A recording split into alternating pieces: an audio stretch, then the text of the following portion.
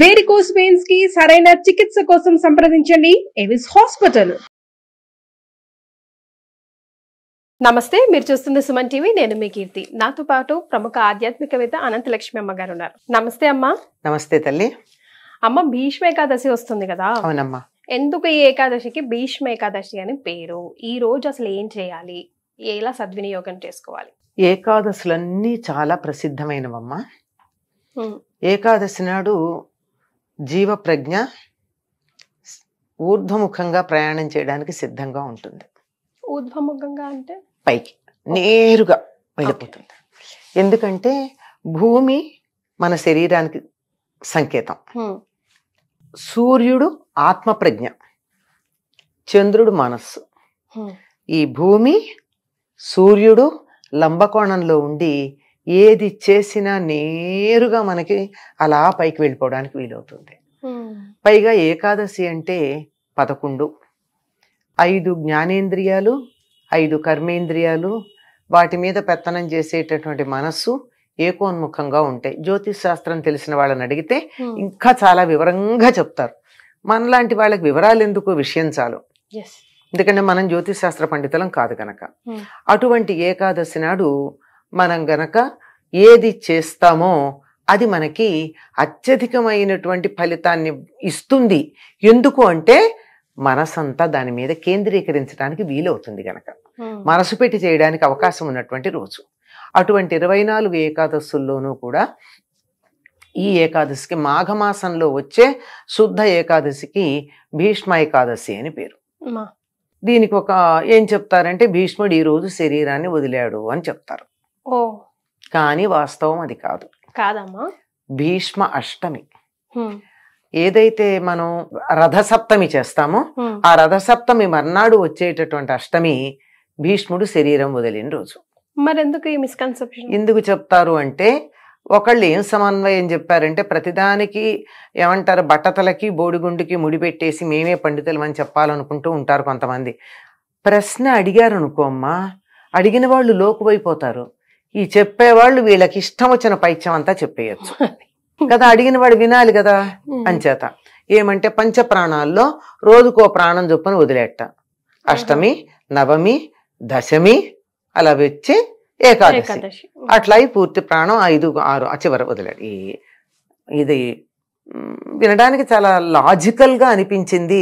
అన్ని సందర్భాల్లోనూ లాజిక్ సత్యం అవ్వచ్చు కాకపోవచ్చు, అవ్వచ్చు కాకపోవచ్చు. ఇది ఎంత నిజమో నాకైతే తెలియదు. అయి ఉండొచ్చు కూడా, కాదని చెప్పడానికి నేను చూసి రాలేదు కదా. కానీ నా లాజిక్ మాత్రం అది కరెక్ట్ అనిపించలే.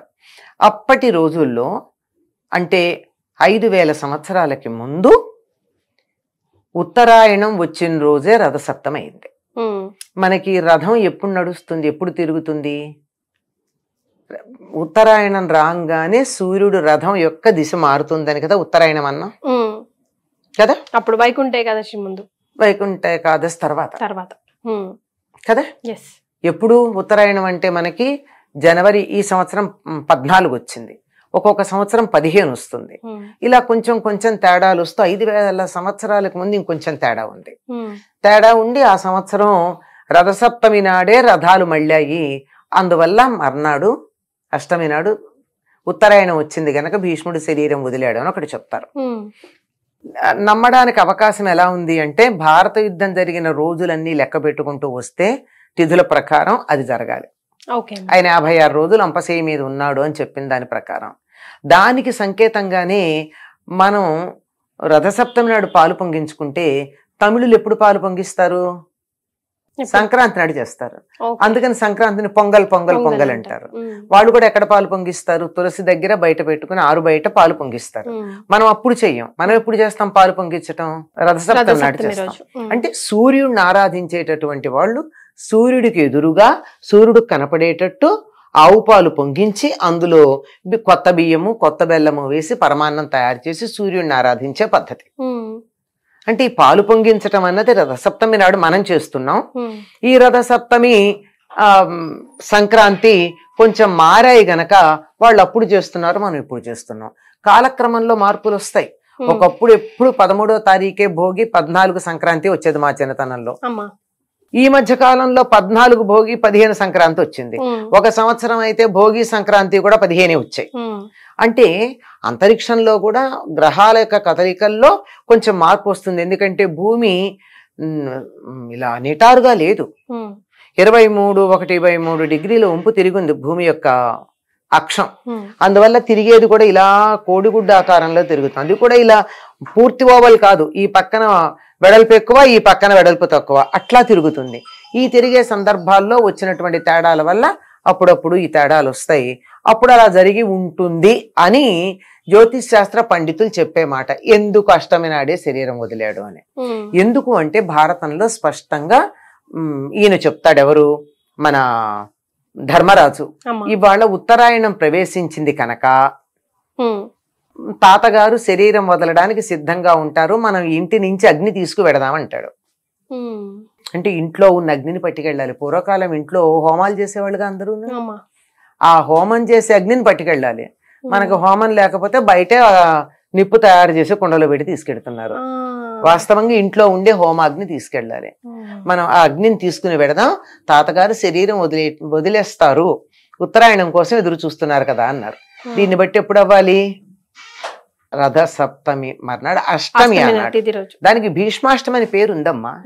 భీష్మాష్టమి ఉంది.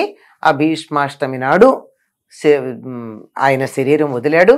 ఇప్పటికి కూడా భీష్మాష్టమి నాడు తప్పనిసరిగా సంతానం కావాలనుకున్నటువంటి వాళ్ళు భీష్ముడికి ఇది ఇస్తారు, తర్పణాలు ఇస్తారు.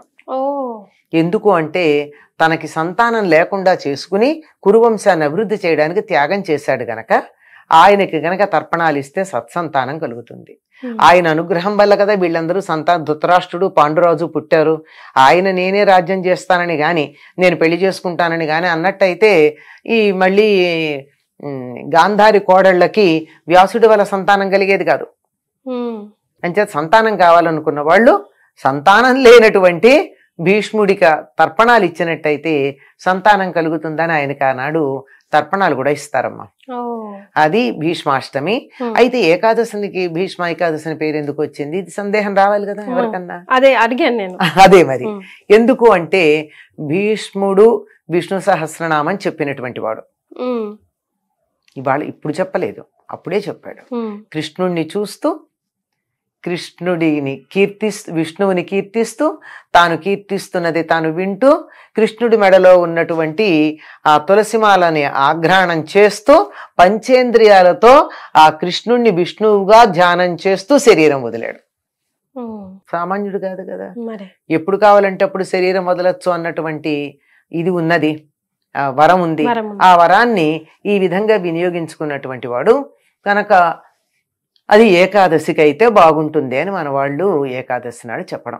కానీ అనంతమైన ఫలితాలు వస్తాయని మీరు ముందుగా చెప్పారు కదమ్మా, మరి మనం ఎలా వాటిని? అందుకే భీష్మ ఏకాదశి నాడు తప్పనిసరిగా విష్ణు సహస్రనామ పారాయణ చేయాలంటారు. ఎందుకంటే భీష్ముడి ద్వారా మనకు అందింది. భీష్ముడు కృష్ణుడిని చూస్తూ చెప్పినటువంటిది అది. అందువల్ల మనం ఎన్ని ప్రయత్నాలు చేసినా ఏం చేసినా ఎందుకమ్మా మన తాపత్రయాలన్నీ? బతికుండగా సుఖంగా ఉండాలి, చనిపోయిన తర్వాత కూడా బాగుండాలి. మనం పునర్జన్మని మరణానంతర జీవితాన్ని నమ్ముతాం కదా.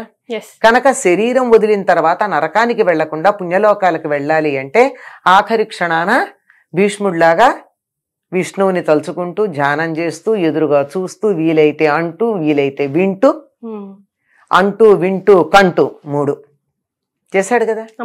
అందుకని ఆనాడు అది గనక మనం భీష్ముడి నుండి మనకు అందినటువంటి విష్ణు సహస్రనామాన్ని మనం పారాయణ చేశామంటే తప్పనిసరిగా ఆ భీష్ముడి వల్ల కూడా మనం కొంత ప్రయోజనం పొంది అయ్యో వీళ్ళు నే చేసిన పని చేశారని ఆయన కూడా అనుగ్రహిస్తాడేమో. అందువల్ల ఏది ఏ క్షణం చివరిది ఎవరూ చెప్పలేము. ఇదిగో అప్పుడే అయిపోతుంది అన్నవాళ్ళు, అది కాదు అప్పుడే అయిపోతారు వీళ్ళు అన్నవాళ్ళు లేచి కూర్చుని హాయిగా 10 ఏళ్ళు 15 ఏళ్ళు బతుకుతున్నారు. హాయిగా ఉన్నారు అనుకున్నటువంటి వాళ్ళు తప్పు నిగిరిపోతారు. అందువల్ల ఏది ఆఖరి క్షణమో మనకి తెలియదు. అందువల్ల ఆనాడు విష్ణు సహస్రనామ పారాయణ తప్పనిసరిగా చెయ్యాలి అని చెప్తారమ్మా. పైగా ఆ రోజు భీష్మ అష్టమి నాడు ఎవరైతే తర్పణాలు ఇవ్వలేకపోయారో వాళ్ళు ఆనాడు తర్పణాలు ఇస్తారు. ఇంకో సంగతి ఏమిటంటే పూరిలో భీష్మాష్టమి నాడు పూరిలో కూడా ఆ జగన్నాథ స్వామి భీష్ముడికి తర్పణాలు ఇస్తాడు.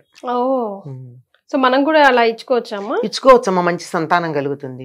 ముఖ్యంగా కొడుకులు లేని వాళ్ళు ఆ రోజు గనక ఆయన తర్పణాలు ఇచ్చినట్టయితే సంతానం కలుగుతుందని చెప్తారు. అయితే ఇప్పుడు ఏకాదశి అనగానే మనకు ఒంటిపూట భోజనం బాగా ప్రాశస్త్యం కదమ్మా. ఒంటిపూట భోజనం ఏంటమ్మా, అసలు ఆ రోజు పూర్తి ఉపవాసం ఉండడం మంచిది. అసలు ఏం తినకుండా 15 రోజులకు ఒకసారి ఉపవాసం ఉంటే ఆరోగ్యం బాగుంటుందని చెప్పి ఆటోఫాగి అనేటటువంటి సిద్ధాంతం మీద నోబెల్ ప్రైజ్ తెచ్చుకున్న ఓషినోరో చెప్పాడు కదా. అది మన వాళ్ళు ఏకాదశి నాడు పెట్టారు 15 రోజులు. అది అదే మరి ఇప్పుడు కొత్తగా పుస్తకాల్లో చదివితే ఇప్పుడు రేపు ఎప్పుడో వాళ్ళ పరిశోధన చేసి ఆ 15 రోజులకు ఒకసారి ఉండే ఉపవాసం కూడా ఏకాదశి చేయండి ఇంకా బాగుంటుందని తర్వాత ఎవరో నోబెల్ ప్రైజ్ తెచ్చుకుంటారు. ఇప్పుడు మన వాళ్ళే తెచ్చుకుంటే బాగుండు. ఇది విన్నవాళ్ళు ఎవరైనా పరిశోధన చేసి తెచ్చుకుంటే. రైట్, చాలా సంతోషం అమ్మా, ధన్యవాదాలు.